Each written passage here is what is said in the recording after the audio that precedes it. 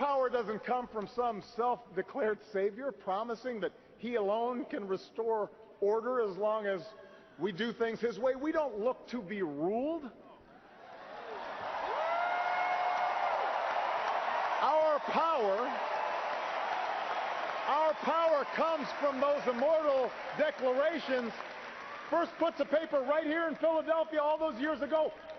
We hold these truths to be self-evident, that all men are created equal, that we, the people, can form a more perfect union.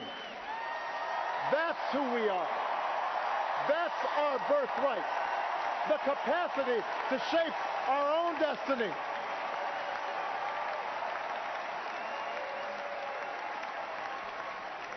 That's what drove patriots to choose revolution over tyranny, and our GIs to liberate a continent. It's what gave women the courage to reach for the ballot, and marchers to cross a bridge in Selma, and workers to organize and fight for collective bargaining and better wages.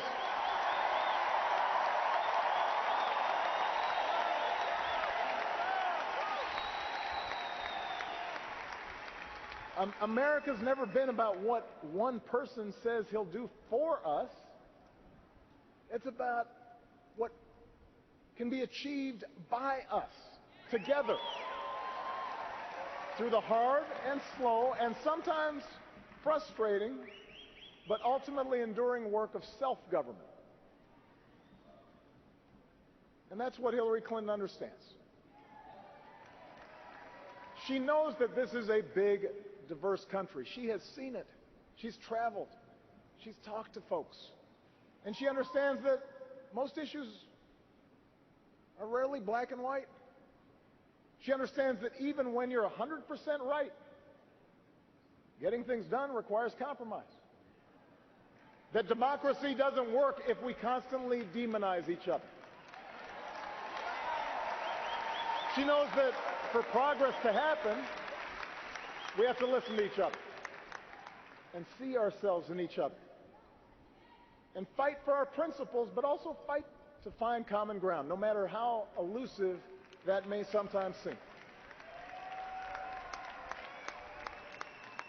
Hillary knows we can work through racial divides in this country when we realize the worry black parents feel when their son leaves the house isn't so different than what a brave cop's family feels when he puts on the blue and goes to work. That we can honor police and treat every community fairly. We can do that.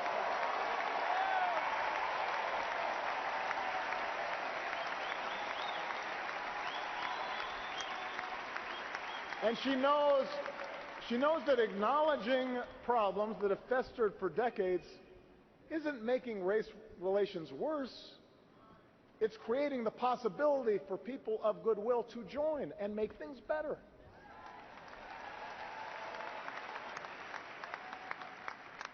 Hillary knows we can insist on a lawful and orderly immigration system while still seeing striving students and their toiling parents as loving families, not criminals or rapists. Families that came here for the same reason our forebears came, to work and to study and to make a better life in a place where we can talk and worship and love as we please. She knows their dream is quintessentially American, and the American dream is something no wall will ever contain.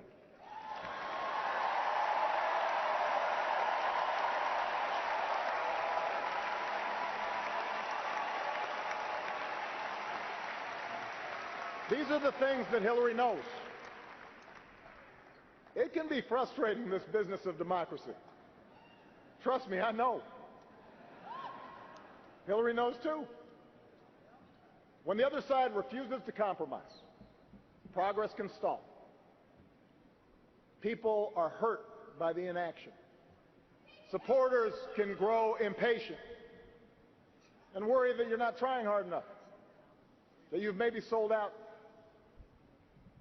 But I promise you, when we keep at it, when we change enough minds, when we deliver enough votes, then progress does happen. And if you doubt that, just ask the 20 million more people who have health care today. Just ask the Marine who proudly serves his country without hiding the husband that he loves.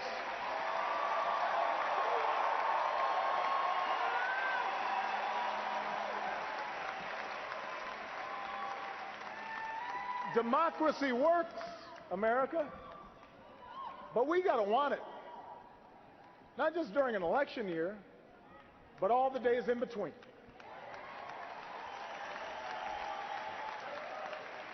So if you agree that there's too much inequality in our economy and too much money in our politics, we all need to be as vocal and as organized and as persistent as Bernie Sanders supporters have been during this election.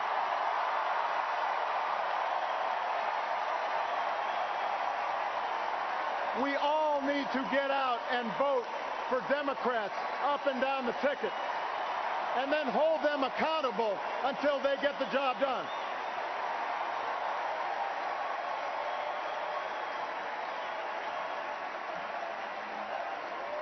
That's right, feel the burn.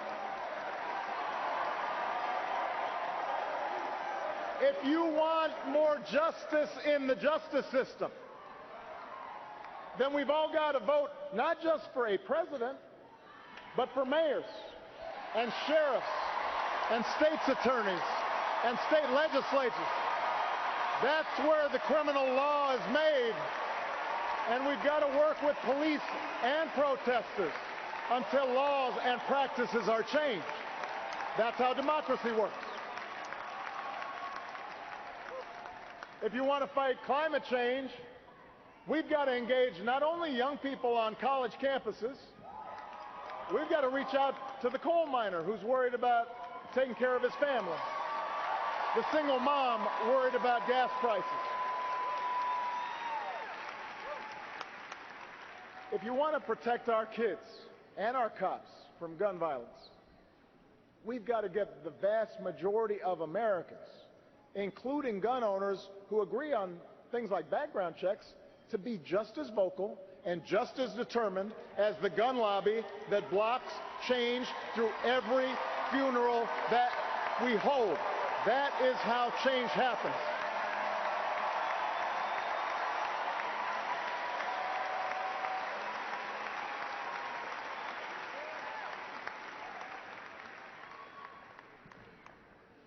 Look,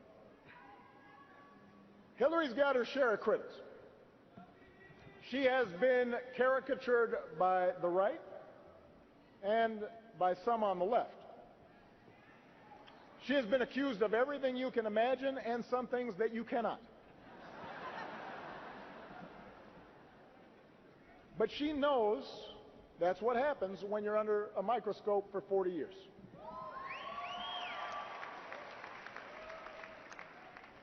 She knows that sometimes during those 40 years she's made mistakes, just like I have, just like we all do.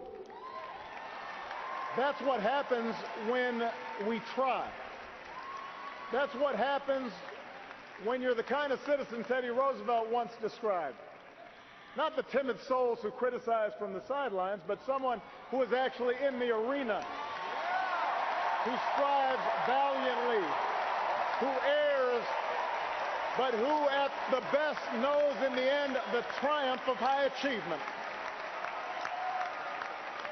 Hillary Clinton is that woman in the arena. She's been there for us, even if we haven't always noticed. And if you're serious about our democracy, you can't afford to stay home just because she might not align with you on every issue. You've got to get in the arena with her, because democracy isn't a spectator sport. America isn't about, yes, he will. It's about, yes, we can. And we're going to carry Hillary to victory this fall because that's what the moment demands.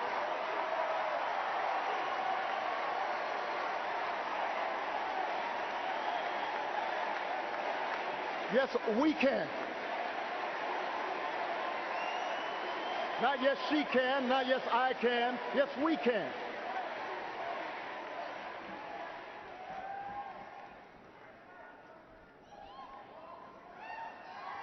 You know, you know, there's been a lot of talk in this campaign about what America has lost. People who tell us that our way of life is being undermined by pernicious changes and dark forces beyond our control. They tell voters there's a real America out there that must be restored. This isn't an idea, by the way, that started with Donald Trump. It's been peddled by politicians for a long time, probably from the start of our republic. And it's gotten me thinking about the story I told you 12 years ago tonight, about my Kansas grandparents and the things they taught me when I was growing up. See, my grandparents, they came from the heartland. Their ancestors began settling there about 200 years ago. I don't know if they had their birth certificates, but they were there. And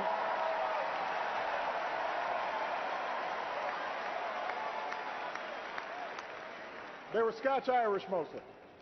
Farmers, teachers, ranch hands, pharmacists, oil rig workers. Hardy, small-town folk. Some were Democrats, but a lot of them, maybe even most of them, were Republicans. Party of Lincoln. And my grandparents explained that folks in these parts, they didn't like show-offs. They didn't admire braggarts or bullies. They didn't respect mean-spiritedness or folks who were always looking for shortcuts in life. Instead, what they valued were traits like honesty and hard work, kindness, courtesy, humility, responsibility, helping each other out. That's what they believed.